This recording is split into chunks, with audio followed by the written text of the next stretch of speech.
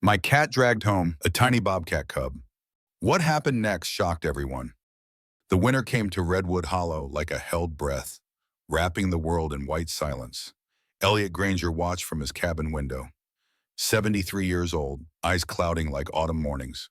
The cabin, built by his grandfather in 1947, had darkened over decades until it seemed to grow from the forest floor itself inside. Cedar and old coffee scented the air. A fire crackled, its light dancing across photographs on the mantel. Centered on Margaret, frozen at 42, before cancer took her. Elliot sat in his armchair, hands around cold tea he'd forgotten. The cabin's silence had weight, filling spaces between heartbeats. This silence had become his companion after Margaret died. But tonight it felt different. It felt like waiting. He thought about Milo, and the memory came vivid as if it had just happened, though it was 20 years past. December then, too, a month proving itself the cruelest. Elliot had been checking his conservation trap line when he heard it. A sound so small and desperate, it might have been wind caught in branches. But he stopped. He listened. He followed that thread until he found the cat. The steel-jawed trap had caught it by the front paw. The cat was small, barely a kitten, cream-colored fur matted with ice and blood, shaking violently. But its green-gold eyes hadn't given up. They looked at Elliot with something that was recognition, hope, acknowledgement that here was another living thing in all this cold. Elliot knelt, speaking softly, meaningless words that were human and warm and gentle. He worked the trap open with steady hands despite his hammering heart. The cat hissed once, weakly, then went limp in his arms. He carried it home wrapped in his coat, feeling the rapid heartbeat against his chest, and spent 3 days nursing it back to life with milk and food and the patience Margaret had taught him. Saying healing took time and couldn't be rushed. The cat survived. More than survived. It claimed the cabin, claimed Elliot, and gave him reason to keep waking each morning, to keep living when living felt impossible. He named it Milo, after Margaret's father. For 20 years, they lived together, just the two of them, in comfortable silence full of understanding. Milo curled in sunlight, chased bird shadows, slept at Elliot's feet purring like distant thunder.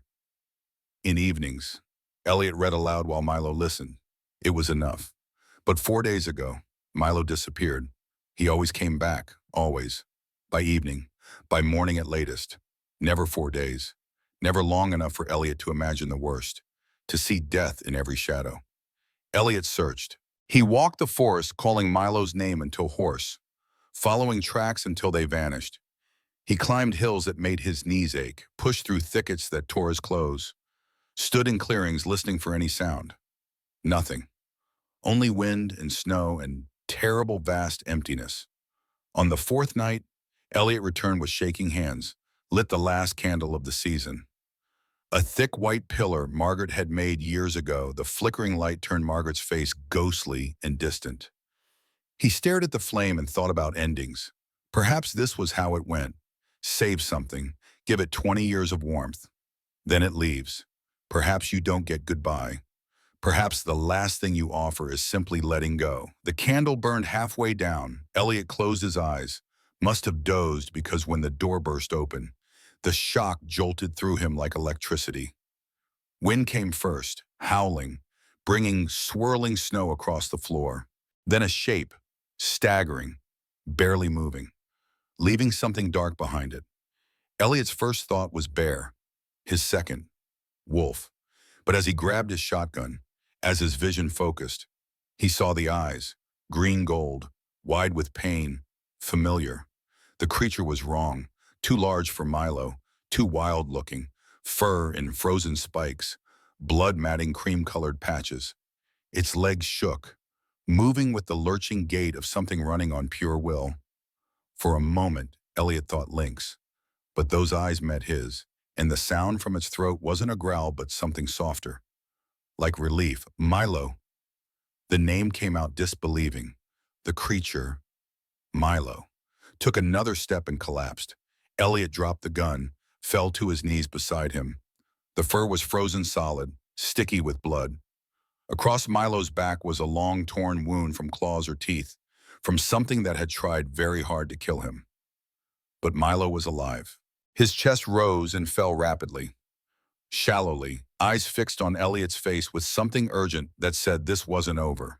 There was more. Pay attention. Then Elliot saw what Milo carried in his mouth, small, so small it fit in a palm. At first he thought it a toy, something found in the forest. But then it moved. A weak twitch. A bobcat cub. Days old, maybe a week, eyes still closed, fur matted and damp, barely breathing. "Oh God," Elliot said, hands shaking as he took the cub from Milo. He carried it to the fireplace, wrapping it in Margaret's old blue blanket, the one she'd crocheted during her last winter. The cub weighed almost nothing, fit in his palm like something with no business being alive in this cold world. He placed it near the fire, just close enough for warmth. He turned back to Milo. The cat hadn't moved, breathing labored. The wound on his back went deep into muscle, with smaller defensive scratches covering his body. Elliot had treated injured animals before. Living on the forest's edge meant being the person people called for help. He had supplies, antibiotics from the vet, bandages, clean water. His hands fell into the rhythm of cleaning and dressing wounds, administering medication, fighting to keep death from his door. As he worked, he talked steadily, words meaning nothing except they were there, filling silence. He told Milo he was a damn fool, brave, gonna be okay. Had to be okay because Elliot couldn't do this alone, couldn't survive another loss. Between words, he glanced at the cub by the fire, its chest barely rising.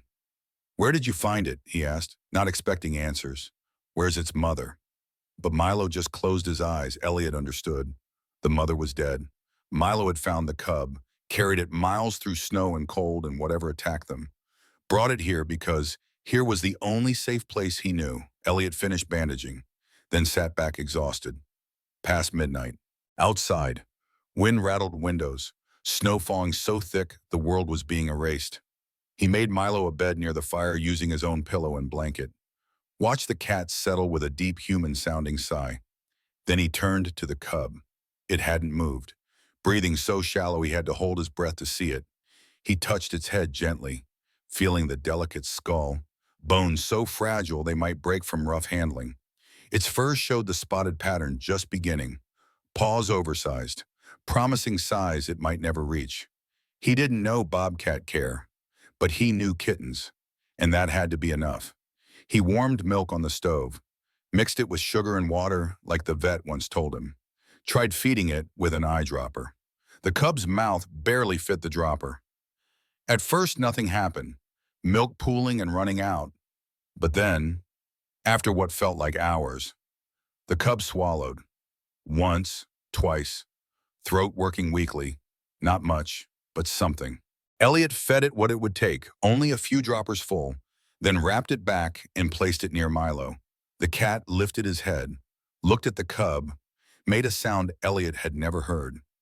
Something between purr and chirp. The sound a mother cat makes to kittens. The cub, blind and barely conscious, turned its head toward the sound and nestled closer. Elliot watched them by firelight, these two impossible creatures who had found his door, and felt something frozen crack open in his chest. "What have you brought me?" he whispered. No answer, only crackling fire and wind and small, fragile breathing of things that might not make it through the night. He didn't sleep. Couldn't. He sat and tended the fire, checked on them every few minutes, convinced each time they'd be gone. But they weren't. They held on. Minute by minute, hour by hour, fighting invisible battles, refusing to surrender. By dawn, Milo's breathing steadied. The cub was still alive. Elliot realized he needed a name, because things without names were easier to lose. He thought about it making coffee. Scrambling eggs he didn't eat. Watching sunrise turn snow from blue to gold. Hazel, after Margaret's eye color. After trees near the stream. After something gentle and strong. Days blurred into feeding and cleaning and worrying. Watching Hazel struggle to survive. Seeing Milo slowly heal. The cub took milk reluctantly at first, then gradually caught on, anticipating the eyedropper, sucking with increasing strength.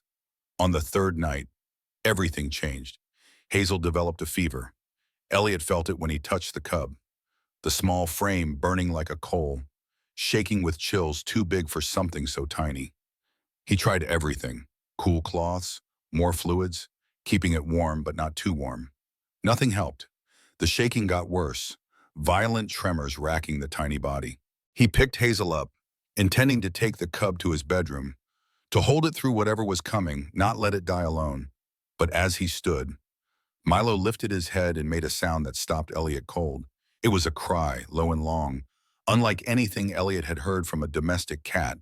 It was wild, ancient, the sound a lynx might make calling through forest, something primal waking up. Hazel responded. The trembling stopped instantly. Like a thrown switch, the cub turned its head toward Milo, eyes still closed, moving on pure instinct, and crawled from Elliot's hands to press against Milo's belly. Milo curled around Hazel protectively and began to purr. A deep rumbling Elliot felt through the floor. He started licking the cub's fur with long, methodical strokes, the way a mother cleans her young. Elliot stood frozen, watching something he didn't understand, something reaching back through millions of years, through domestication and wildness, finding the thread connecting them all. This wasn't a house cat caring for an orphaned wild animal. This was deeper. This was motherhood waking in Milo's body like a memory his genes never forgot. The fever broke by morning. Hazel opened its eyes for the first time, revealing dark blue irises that would later turn gold. The cub looked at Milo, looked at Elliot, made a small mewing sound that was question and greeting. From that moment, Milo became Hazel's mother in every way that mattered. The next morning, Elliot woke to find Milo gone. His heart dropped, thinking the worst. But then he saw the blood trail, fresh, leading to the door he remembered closing, but which now stood ajar. He grabbed his coat and boots, ready to search. But before he stepped outside, he heard it, the crunching of snow, something approaching. Milo appeared through falling snow like a ghost, moving slowly, dragging something. Another bobcat cub, slightly larger than Hazel, though still tiny, fragile. Its fur was darker, more spotted. And unlike Hazel, its eyes were open, bright, fierce, terrified. Milo carried it inside, up the steps, through the door, placed it gently on the floor before collapsing beside Hazel. His wounds reopened, body shaking with exhaustion. Elliot stood processing what he was seeing. Two cubs. Milo had gone back out, wounded and weak. Found a second cub. Brought it home. "Where are you finding them?" Elliot asked, but Milo just closed his eyes. Elliot understood he'd never know the full story, never know what tragedy left these cubs orphaned, what battle Milo fought to bring them here. The second cub was stronger. It hissed when Elliot approached, spat, tried scrambling away on unsteady legs. But when Hazel made a small sound, when Milo began purring, the cub stopped fighting and crawled over to press against them both. Elliot named this one Rowan, after mountain ash trees surviving harsh places, after resilience. And so his cabin that had held one old man and one aging cat suddenly held a family of four. Strange and unlikely, bound by accident and instinct and something that might have been fate. Days fell into a new rhythm. Elliot fed Hazel and Rowan every few hours, the milk gradually replaced with soft meat as they grew teeth and learned to chew. Milo groomed them both, teaching with infinite patience how to clean themselves, how to play without being rough, how to navigate this warm indoor world that was nothing like the forest they'd been born into. Hazel's back right leg never healed properly. Whatever had happened before Milo found the cub had left damage that couldn't be undone. Ligaments torn, bones set wrong. The leg bent at an odd angle, and Hazel couldn't put much weight on it, couldn't run the way Rowan could, couldn't jump without careful calculation. But Hazel adapted. Animals did that. Elliot knew. They found ways to live with their bodies, to work around limitations that would have stopped a human in their tracks. Hazel learned to hop on three legs, to use the weak leg for balance but not support, to move through the cabin with a rolling gait that was surprisingly quick once you got used to it. And something else happened, something Elliot noticed over the weeks as the cubs grew. Hazel began to follow him. At first, he thought it was just curiosity, the way young animals are curious about everything. But as days passed, he realized it was more specific than that. Hazel followed him to his workshop, a small room off the main cabin where Elliot built furniture and fixed tools and did the kind of work that kept his hands busy and his mind quiet. The workshop was full of sounds, the rasp of saws, the tap of hammers, the scrape of sandpaper on wood, and Hazel loved it.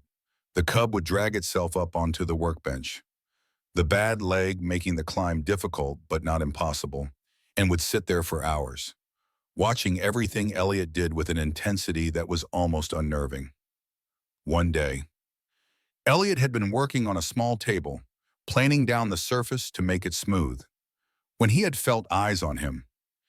He had looked up to find Hazel sitting very still, very upright, watching the motion of his hands like it was the most fascinating thing in the world. On impulse, he had taken a small block of wood, leftover scrap from the table, and had placed it in front of Hazel. The cub had looked at it, looked at Elliot, and then had reached out one paw and had pressed it down on the wood, holding it still. It was such a deliberate gesture, so clearly intentional, that Elliot had laughed out loud, the sound surprising him because he couldn't remember the last time he had laughed. "Are you helping me?" he had asked, and Hazel had blinked slowly, which in cat language meant yes, meant trust, meant love. From that day on, Hazel became his workshop companion. The cub would hop up onto the bench, would hold pieces of wood steady with one pull while Elliot cut or sanded or drilled, would watch the creation of things with patient attention.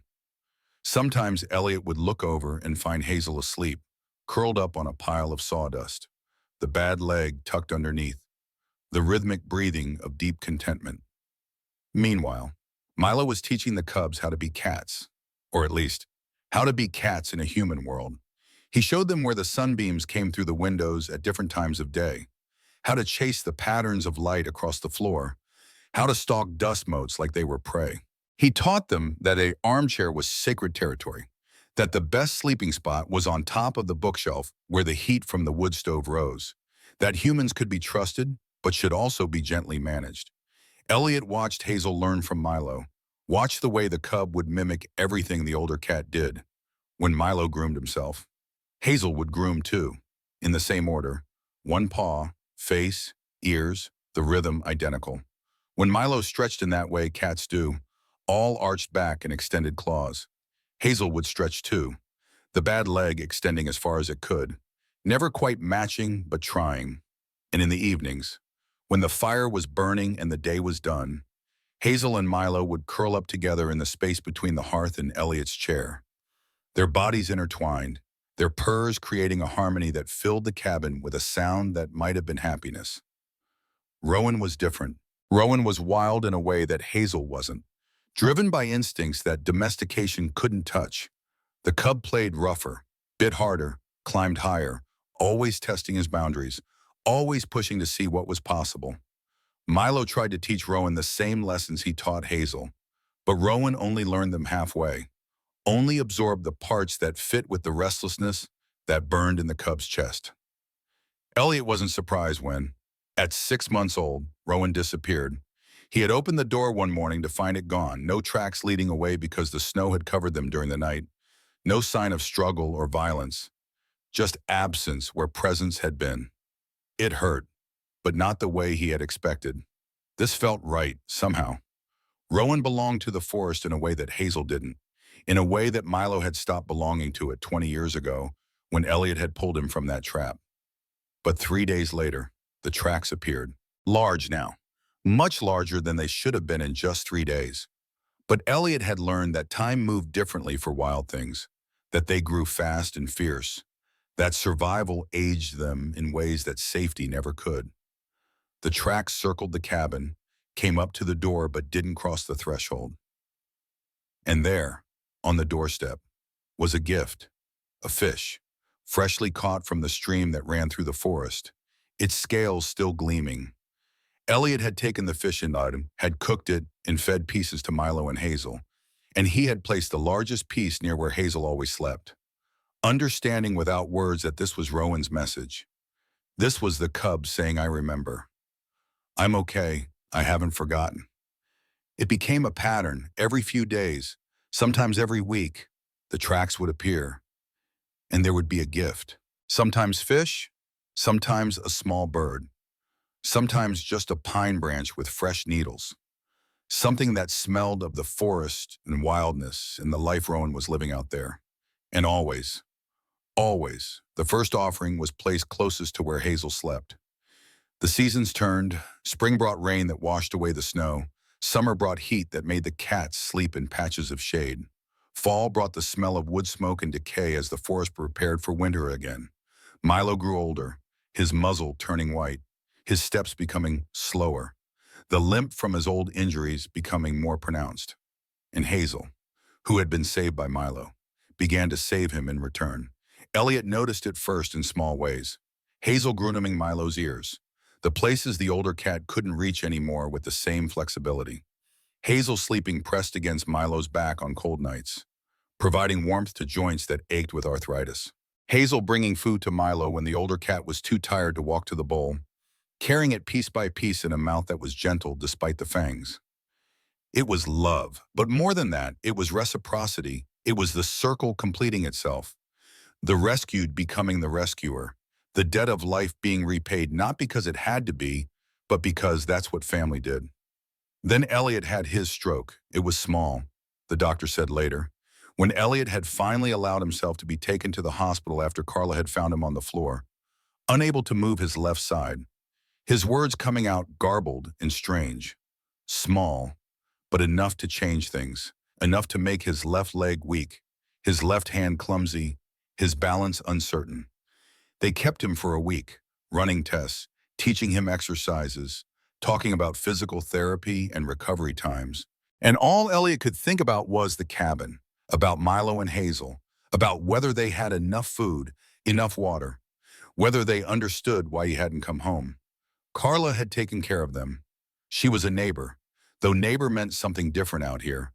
Meant someone who lived 3 miles away and checked in twice a week. She was in her 50s, a woman who had moved to Redwood Hollow to escape a bad marriage. And she and Elliot had formed the kind of friendship that required few words but deep understanding. She had fed the cats, had changed their water, had sat with them in the evenings so they wouldn't be alone. And when Elliot came home, walking slowly with a cane the hospital had insisted he use, she had stayed to help him navigate the cabin that suddenly seemed full of obstacles, full of places he might trip or fall. Learning to walk again was humiliating and frustrating and painful. Elliot's leg didn't want to obey him, dragging when he wanted it to step, shaking when he needed it to hold his weight. He had to think about every movement, had to plan each step like it was a military operation. And even then, he stumbled more often than not. But Hazel stayed beside him through all of it. The bobcat, now 2 years old and fully grown, would drag that bad right leg across the floor, would pace beside Elliot as he made his slow way from the bedroom to the kitchen, from the kitchen to the workshop, from the workshop back to his chair. They moved together, two broken things, their gaits matching in a way that was both shy and beautiful. And Elliot found himself talking to Hazel the way he had once talked to Margaret, a constant stream of words that were half complaint and half gratitude. "We're a pair, aren't we?" he would say. And Hazel would look up at him with those gold eyes, and he would see understanding there, or maybe just reflection of his own need to be understood.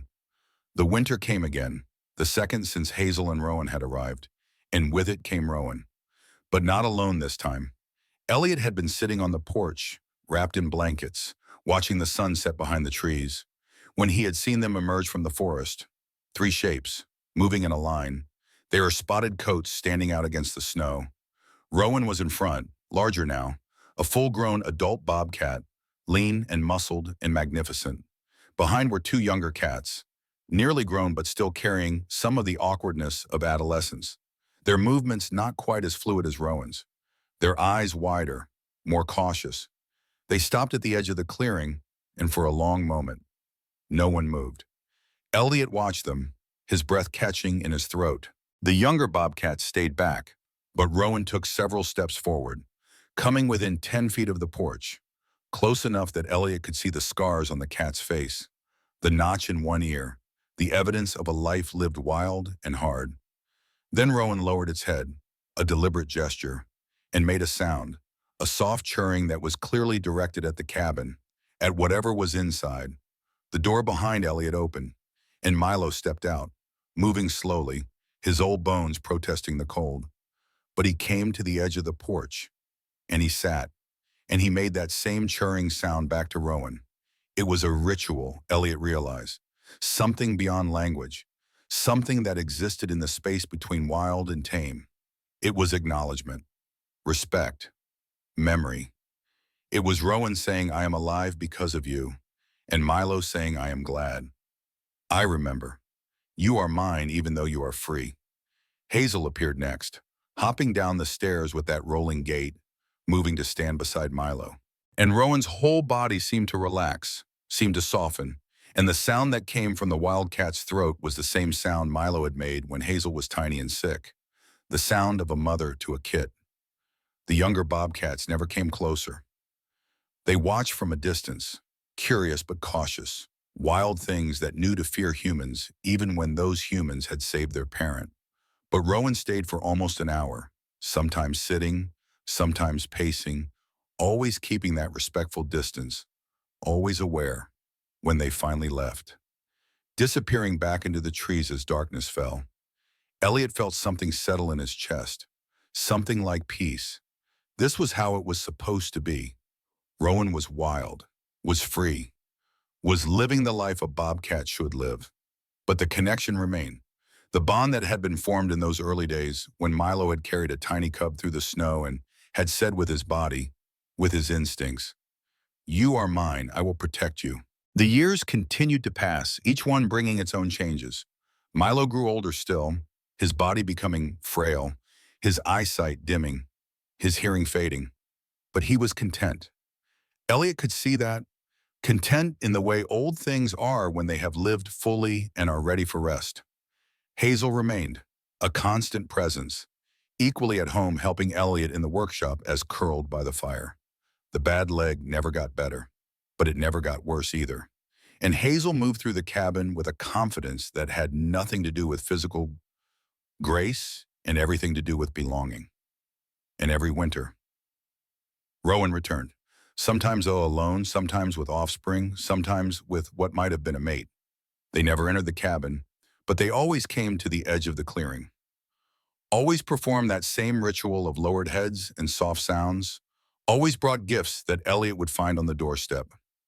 Elliot's leg got stronger, or at least, he got better at working with it. The cane became more extension of his body than aid, and he learned his new limits. Learned what he could do and what he needed help with. Carla visited often, and through her, he met David and Ray, a couple who had moved to the area and who shared Elliot's love of wildlife.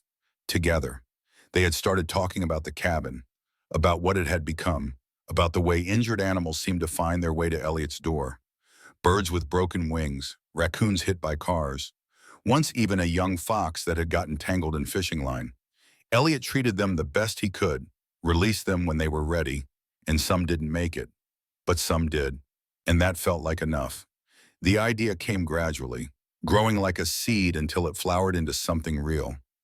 They would make it official, turn the cabin into a proper wildlife rehabilitation center, get licensed, get funding, get the equipment needed to do it right. They would call it Wild Whisper Lodge, after the way the wind sounded in the trees, after the soft voices of animals healing. Hazel became the resident guardian, greeting new arrivals with calm acceptance, showing them by example that this place was safe, that humans could be trusted. At least these humans, at least here. Milo became the elder statesman, the one who supervised from his spot by the fire, too old to do much, but still present, still important. And Rowan became the wild ambassador, the reminder that the goal was always to return these animals to the forest, to give them back their freedom when they were ready. The winters were the best time, when everything slowed down, when the cabin was warm and the forest was quiet, when the family gathered. And Elliot, now in his 80s, his hair white as the snow outside, would sit on the porch with blankets wrapped around him, and Hazel would lie on his left side, and Milo, ancient and fragile, would curl on his right, and farther out, at the edge of the clearing. Rowan would sit with his offspring, sometimes 3, sometimes 5.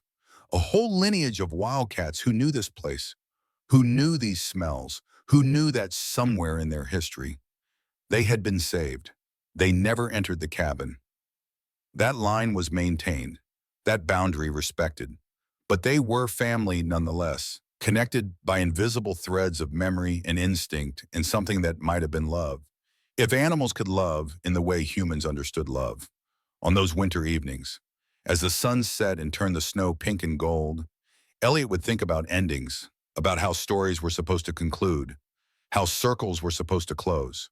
But this didn't feel like an ending. It felt like continuation, like a decision that kept being made, day after day, year after year.